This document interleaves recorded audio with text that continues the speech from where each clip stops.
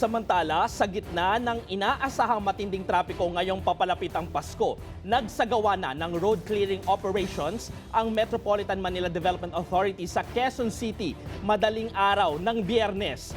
Ayon kay MMDA Special Operations Group Strike Force Head Gabriel Go, prioridad ng operasyon ang mga mabuhay lanes, mga alternate routes at malalaking kalsada para maibsan ang trapiko at matiyak na may maayos na dadaanan ang mga motorista. Kabilang sa mga binisitang kalsada ang CP Garcia, Katipunan, P. Tuazon, Aurora Boulevard, Anonas, Camias Road at ilan pang loobang kalsada sa Quezon City.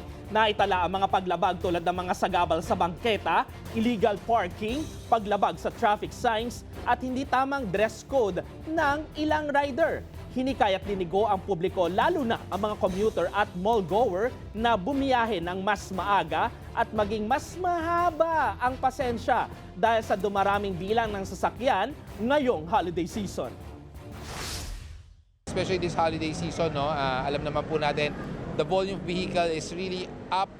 Hindi na po natin makontrol po yung volumes ng sasakyan.